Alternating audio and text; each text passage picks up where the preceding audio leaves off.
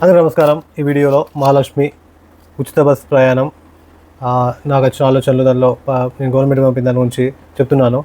And ఈ video మీ రిలేషన్లో కానీ మీ ఫ్రెండ్స్లో కానీ ఎవరైనా రెగ్యులర్గా ప్రయాణం చేసేవారు ఉంటే వారికి షేర్ చేయండి. ఎందుకంటే ఇందులో ముఖ్యంగా 3 పాయింట్ల గురించి చెప్తున్నాను. ఫస్ట్ది, మనం బస్ స్టాండ్లో బస్సులో నుంచి వెయిట్ చేసినప్పుడు ఒక్కొక్కసారి బస్సులో లేనప్పుడు ఒకటేసారి చాలా పబ్లిక్ ఉండి బస్సు వచ్చినప్పుడు ఒకటేసారి ఎక్కడం జరుగుతుంది. సో అలాంటి సందర్భాల్లో లేడీస్ వెనకాల కానీ పక్కన కానీ కొందరు కావాలనే ఉంటున్నారు. సో మీరు ఎవరైనా పక్కకి జెంట్స్ పక్కకి వెనకాల ఉన్నా అటు పక్కకు వెళ్ళండి చెప్పండి. ఇంకోటి, అలాంటి సందర్భాల్లో దొంగతనం చేయడానికి కూడా చూస్తున్నారు. Next second point, TG గమ్మి map. మనము ఈ యాప్ ద్వారా ఏమేమి సర్వీసెస్ ఉన్నాయి, అందులో మనము బస్ టైమింగ్స్ ఎలా చూసుకోవచ్చు, బస్ ఎక్కడ ఉంది అనేది కూడా ట్రాకింగ్ కూడా ఉంది, అది ఎలా చూసుకోవచ్చు అనేది దాని గురించి ఎక్స్ప్లెయిన్ చేయడం జరిగింది.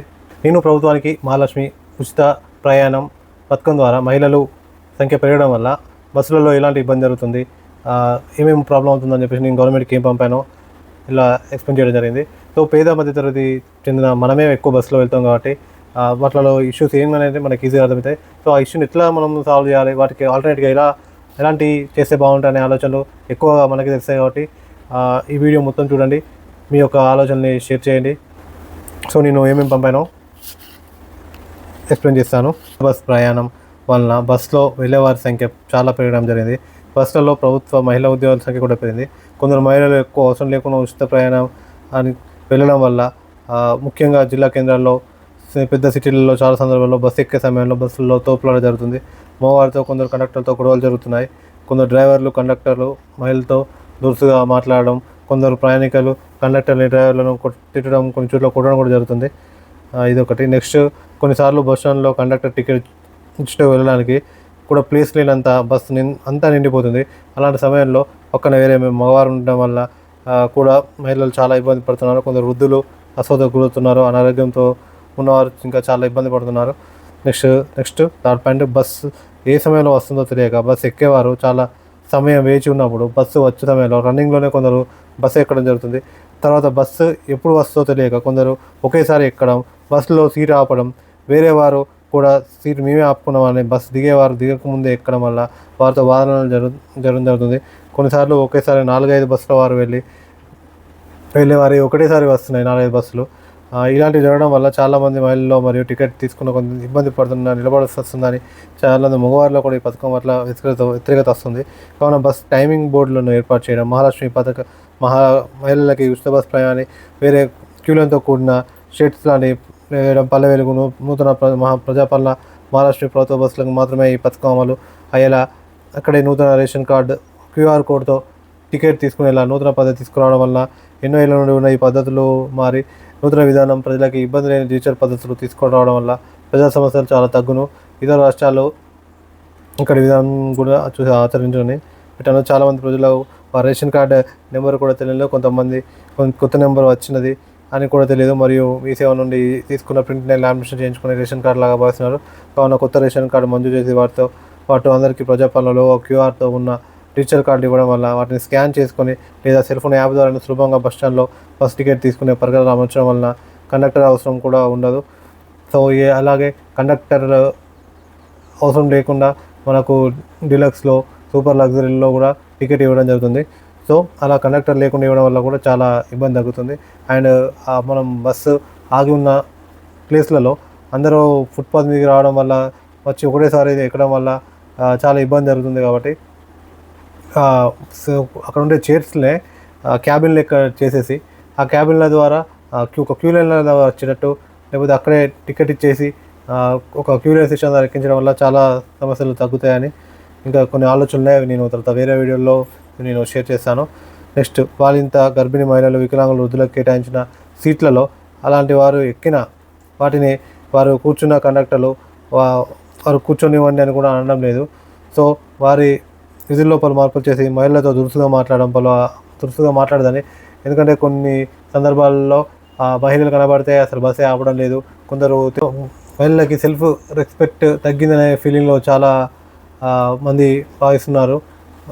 సో వారికి స్ట్రిక్ట్ ఆదేశాలు ఇచ్చి కొన్ని చేంజెస్ చేయడం వల్ల కొన్ని ఇష్యూస్ తగ్గుతాయని నేను అనుకుంటున్నాను. నెక్స్ట్ బస్సులో ఉండే ప్రజలు ప్లాస్టిక్ కవర్స్ కానీ ప్లాస్టిక్ బాటిల్స్ కానీ రోడ్ల మీద పడేయడం జరుగుతుంది. కావున బస్సుల్లో డస్ట్బిన్ ఏర్పాటు చేసి పోస్టర్లు ఏర్పాటు చేసి ప్రజాపాలన యాప్ నుంచి వివరాలను బస్సులో స్టిక్కర్ ఏర్పాటు చేయడం వల్ల ప్రజలకు కూడా అవగాహన వస్తుంది. సో ఇలా పాయింట్స్ పెట్టాను. ఇంకా నాకు వచ్చిన ఆలోచన కూడా ఉన్నాయి.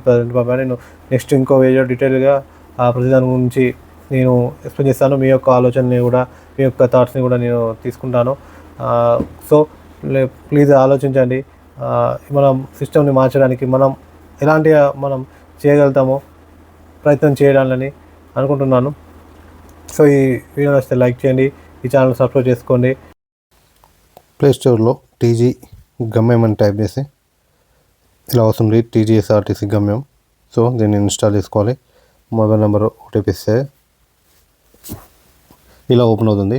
సో ఇందులో ఏమంటే airport services, search from to, search by root number, search by airport bus numbers, next city services, from to, search by root number, search by city bus number. So ఇక్కడ మనకు హైదరాబాద్, ఖమ్మం, కరీంనగర్, వరంగల్, మహబూబ్నగర్, నల్గొండ ఇలా సిటీస్ ఉన్నాయి. So ఇందులో search from to ఉంది. From location to location వచ్చేసి ఇలా search చేసుకోవచ్చు. Next search by root number ద్వారా కూడా సెర్చ్ చేసుకోవచ్చు. సో రూట్ నెంబర్ 1 ఇలా మన టైమింగ్స్తో స్టాప్తో సహా ఉన్నాయి. Next search by bus city numbers, మనకు ఒకవేళ బస్ నెంబర్ తెలుసుంటే ఆ బస్ నెంబర్ ఇచ్చేసి కూడా సెర్చ్ చేసుకోవచ్చు. సో ఇలా బస్ నెంబర్ ద్వారా కూడా సెర్చ్ చేసుకోవచ్చు. ఇది city services. Next district services కూడా ఫ్రమ్ టు మనం ఇది డిస్ట్రిక్ట్ సర్వీస్ ఏ డిస్ట్రిక్ట్ నుంచి ఏ డిస్ట్రిక్ట్ వరకు అనేది from Bhupalpally to Hanamkonda bus station. ఇక్కడ టైప్ సర్వీస్ సెలెక్షన్ ఆప్షన్ ఉంది. సో ఇందులో అన్నోన్ ఎక్స్ప్రెస్, గరుడ ప్లస్, సూపర్ లగ్జరీ, డిలక్స్, రాజధాని, లహరి స్లీపర్, గరుడ, Palle Velugu, mini Palle Velugu, Lahari semi deluxe, ఈ సూపర్ లగ్జరీ, ఈ ఎక్స్ప్రెస్, ఈ డిలక్స్. సో ఎక్స్ప్రెస్ సెలెక్ట్ చేసుకుందాం. Apply search. సో భూపాలపల్లి నుంచి హన్మకొండకి 7:42కి ఉంది ఒక బస్సు, 9:30కి ఉంది. దీన్ని మనం క్లిక్ చేసుకొని కూడా సెర్చ్ చేసుకోవచ్చు. ఏ స్టాప్లో ఉంది, ఎక్కడ ఉంది అనేది కూడా ఇలా కూడా ఇచ్చారు ఇందులో మనకి యాప్లో. సో ఇది district services. Next search by reservation service number అన్న ఆప్షన్ ఇచ్చారు. సో ఇలా బస్సెస్ రిజర్వేషన్ నెంబర్తో ఇచ్చారు. Next search by district bus నెంబర్తో కూడా ఇచ్చారు. ఇలా మన బస్ నెంబర్తో కూడా సెర్చ్ చేసుకోవచ్చు. Next bus stop near to me bus stop కూడా ఇది ఒకటి మ్యాప్ మనకి ఇందులో ఇచ్చారు. So about us, flag a bus, emergency. So ఇవే ఆప్షన్స్. సో ఈ యాప్ ద్వారా మనకి సో అసలుకే ఇబ్బంది లేకుండా కాకుండా కొంతైనా మనం ఈ యాప్ యూజ్ చేసుకొని బస్ సర్వీసెస్ని కొంచెం ఈజీగా పొందొచ్చు. సో ఈ యాప్ను ఇన్స్టాల్ చేసుకొని యూజ్ చేయండి. Thank you.